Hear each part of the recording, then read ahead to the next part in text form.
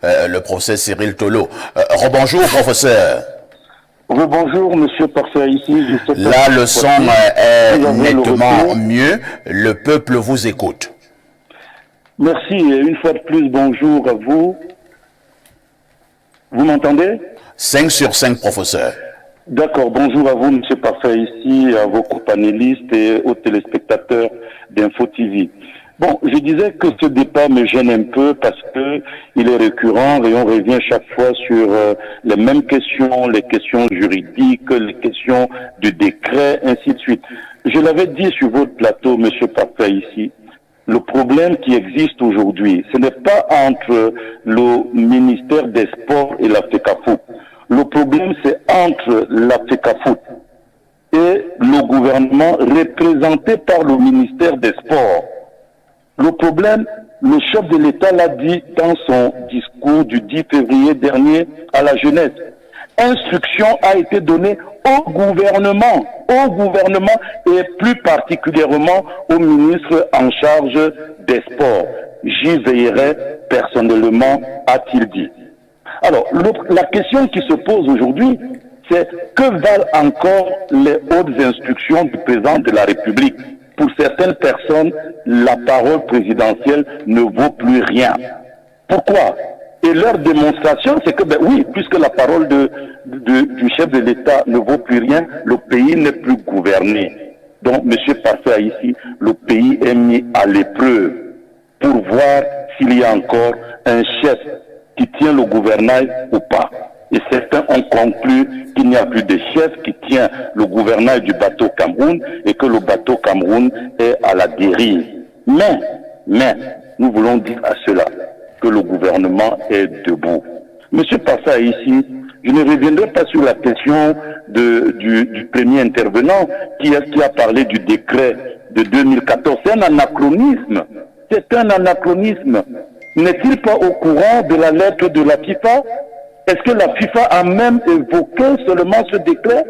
La FIFA a parlé de la convention de 2015. Et sur votre plateau, avec le professeur Mathias Onangini et moi-même, nous étions d'accord que la convention est une loi, ce qu'on appelle la loi des partis. La loi des partis. Et c'est pour ça que vous allez voir, dans la réponse de la FIFA, elle s'est uniquement appuyée sur la convention. Et qu'est-ce que la FIFA dit? Elle dit deux choses. Je ne serai ni partiel ni partial. La FIFA dit deux choses. Première chose, appliquer la convention, appliquer l'article 9. Deuxième chose, si vous avez des différends, il y a un article dans la convention, l'article 13, qui met en place les mécanismes de résolution des différends entre le ministère des Sports et la FECAFOOT. La FIFA n'a pas évoqué l'article 15, où ceux qui ont écrit cette convention, qui étaient des éminents juristes, ont dit à l'article 15 que jamais la mise en œuvre de cette convention ne constituera une entorse du gouvernement au bon fonctionnement de la FECAFOOT. Voilà ce qui se passe, monsieur Parfait, ici. Pour répondre à mon collègue et cher aîné, le professeur Baïbek, je vous ai dit, on se connaît très bien. On était à l'université de Genève. Mais professeur, il n'y a jamais eu de consensus à la primature. Mais les réseaux sociaux vous racontent n'importe quoi. Il n'y a jamais eu de consensus. Il y a eu une réunion à la primature présidée par le secrétaire général des services du Premier ministre, en présence du ministre des Sports, du président de la FECAFOOT, où il était question d'un seul point, la mise en œuvre des instructions présidentielles. Chers collègues, estimés professeurs, monsieur Baïbek, est-ce que l'instruction présidentielle peut être matière à transaction? Est-ce que l'instruction présidentielle peut être matière à concession? Monsieur Papa, ici, je suis un professeur de management. Lorsqu'on vous donne une instruction, l'instruction ne se discute pas, on l'applique. On l'applique. Si vous n'êtes pas d'accord, vous démissionnez. Et l'instruction qui a été donnée par la présidente de la République au ministre des Sports, c'était tout simplement de contractualiser un certain nombre de personnes qui ont eu l'onction de la présidente de la République, l'onction du chef de l'État, sous les hautes directives pour occuper les fonctions dans l'encadrement technique des lions indomptables. Mais c'est non négociable. Les seules négociations qu'il y a, c'est que le président de la République revienne sur sa parole. Mais le silence du président de la République, M. Parfait Haïti, ça veut dire quoi? Mais pour lui, le problème n'existe plus.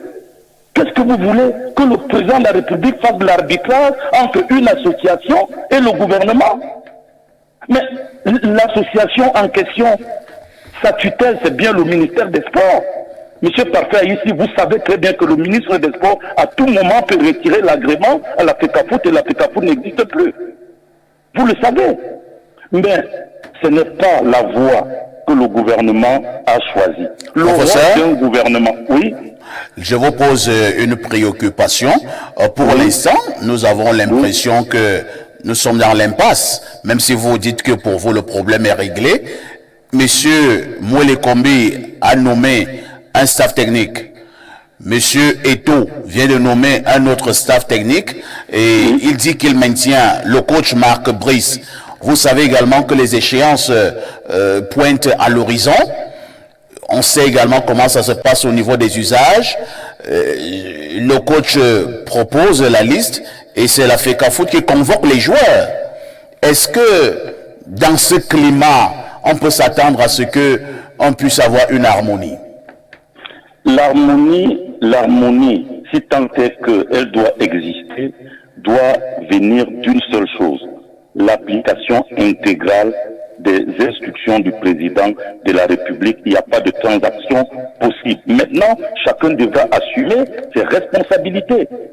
Les responsabilités du gouvernement, c'est mettre les moyens à la disposition du staff technique et de la FECAFOOT pour que les compétitions auxquelles participent nos lions indomptables se passent bien. Voilà le rôle du ministère. Après avoir reçu l'instruction... Professeur, oui. Si jamais, et tout porte à le croire, si jamais le président de la FECAFOOT refusait d'appliquer ces très hautes instructions du président de la République, qu'est-ce qui pourrait arriver? Mais il en assumera les conséquences, monsieur. Qu'est-ce qu'on mettait dans conséquences? Mais les conséquences, le Cameroun sera éliminé sur tapis vert. Et si le Cameroun est éliminé? Mais si le Cameroun est éliminé, je dis il en assumera l'entièreté des conséquences. Il en assumera l'entièreté des conséquences, je le dis encore ici. Mais, monsieur Parfait, ici, nous ne sommes pas encore là. Le coach a été convoqué. Vous êtes au courant? Tout à fait. Il n'a pas été invité. Hein. Je parle bien là français, en français facile. Il a été convoqué. Qu'est-ce que c'est que convoquer une personne? Je ne vais pas rentrer dans une discussion sémantique, mais ce que je voudrais dire, il n'a pas été invité, il a été convoqué, il va déférer. Parce que c'est bien de ça qu'il s'agit. Il va déférer à cette convocation. Et nous espérons que de la discussion ou du débat, de la réunion, je ne sais pas si c'est une réunion, bon, bref, ce qui se passera là-bas entre le coach et la fédération, il est invité, il est convoqué par le secrétaire général, et bien permettra qu'on trouve un terrain d'entente. Merci, professeur. Info TV vous dit merci. Je vous remercie et bonne fin de journée à vous.